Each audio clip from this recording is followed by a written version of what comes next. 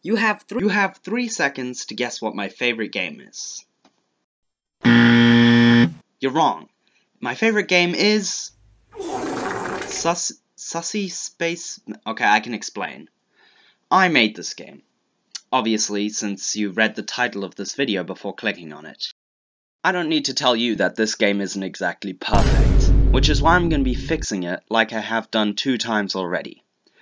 This game is just a monstrosity.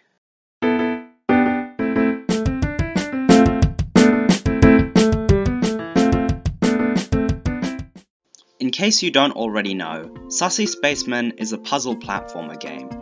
It's kind of like Portal, but without any portals. So the first thing I did was add lighting to the menu, because I'm gonna add good lighting to all of the levels. Right now it's kind of just a solid white color everywhere, which really doesn't look good. So, as you can see, this is the menu with good lighting, and this is the menu before good lighting. It makes a pretty big difference. Now before I can add lights to the rest of the levels, I need to have a model for the lights, because it would look weird if the light was just coming out of the middle of nowhere. So as you can see, I've whipped up this 3D model of a fluorescent light, and it looks pretty nice, I guess. So we'll just drop all this across all the levels, and then we'll find something else to do.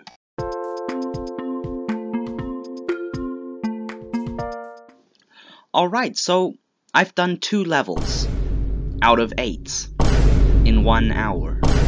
Yeah, no, this might take a bit longer.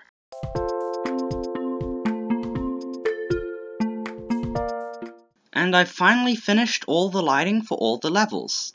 I did have to turn down the graphics quality quite a bit, because, well, my computer's a potato. Now that we've improved on the looks of the game, we can now move up to step 2, improving on the looks of the game. It seems a little redundant, but you have to understand, my game looks like it's a drawing of a 5-year-old that's blind. So, I'm gonna improve the menus next. So to do that, I'm gonna remake a bunch of textures. And here's what it all looks like together. Pretty cool, right? It definitely looks better than it did before. Which means now we can move on to... Right, yeah. So, I'm gonna upgrade the looks of this end platform here, because right now it's kind of just a square that glows, but it doesn't even fully glow, it kinda just is visible in the dark. I mean, what kind of a person would just add that to a game? So I made it actually glow, and gave it a particle effect using Unity's particle system, a great system for making particles in Unity. And this is what it looks like in the game. Pretty cool. Okay, now we've finally done the final part of upgrading the looks of the game. We can actually get on to the important stuff now. Gameplay. Why did I say that so ominously? Anyways, so I already explained, it's a first-person puzzle platformer, but I don't think that really explained the whole thing. So basically, there are cubes and there are buttons, and when you put a cube on a button, it will open a door. Yeah, that's the entire gameplay.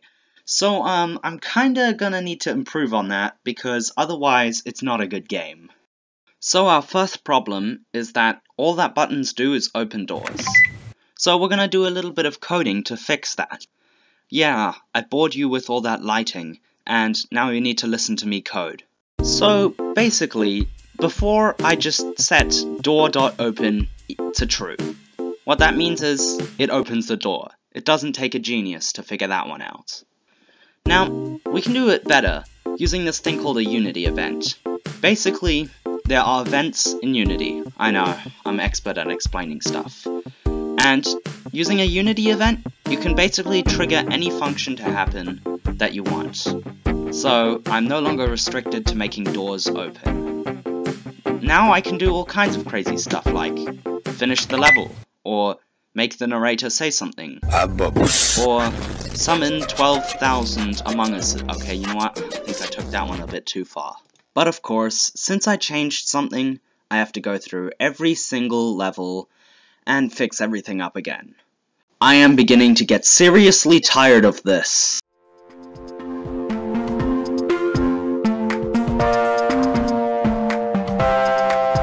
Good thing I packed an umbrella. Anyways, the doors work now, so that's pretty cool. One cool gameplay feature we have in this game is colors. If you're colorblind, then that's going to be a problem, but that doesn't matter for now. What does matter is that, basically, blue stuff activates blue stuff, red stuff activates red stuff, and purple stuff activates everything. Which means we can make some more gameplay features built around this. So basically, I'm planning on adding a thing that allows you to change the color of a cube. That means that, hold on, is it just me or does this green cube look just like a moving platform? That's kind of a problem because that means it's kind of confusing, like what's a platform and what's a cube? So we can fix this by changing the way a cube looks. Oh man, I thought I was finished with changing how stuff looks. Well, guess I'm gonna be back into purgatory. Luckily, I can just change what the cube looks like, and it will automatically update all the cubes throughout all the levels for me, which means I don't need to go through any more pain. And with all that out of the way, we can make this Paintinator 2000 or whatever it's called. And with a bit of making off camera, we have a Paintinator. Now all we gotta do is, program it to actually paint stuff. So, let's go. So we just add some data to the cube, then we go into the script of the Paintinator, and make it so that if it can change color, it changes the color. Hold on, how do you actually change something's color? I've literally never done this before. Wait, let me just check. Alright, Ctrl-C, Ctrl-V. Wow, look at this code I just wrote. And well, it works. And it works for all the colors. Great. And now that I've suddenly changed into a happier tone, we can now work on the levels, because I have nothing else to waste my time on. This level doesn't actually have a Paintinator in it though. See, it introduces a game mechanic that I kind of forgot to introduce earlier, which is basically that if a cube is on top of a moving platform, it will move along with the moving platform. But hey, now we can actually get working on the level with a Paintinator in it. So first we just gotta introduce the mechanic, Probably add a voice line that tells the player what to do, because how are you supposed to know to put the cube in the thing? Actually, the players aren't that stupid. I guess I'll just have to playtest. Okay, so once you've done that, let's actually make a level around it, because we're quite far into the game, and they should by now know how to solve puzzles. So I made this little puzzle, and I think it's pretty cool. Now all I need to do is turn it into multiplayer. Which is gonna take a lot of work, because I kinda need to, change the whole thing.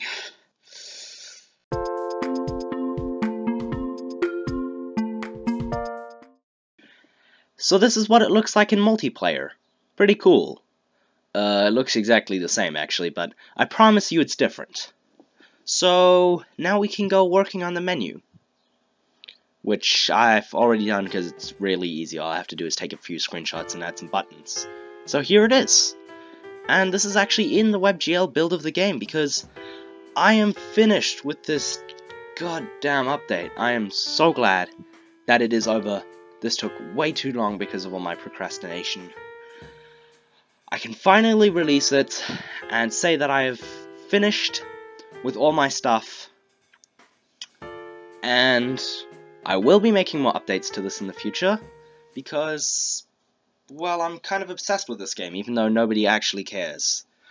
So, see you next time, I guess.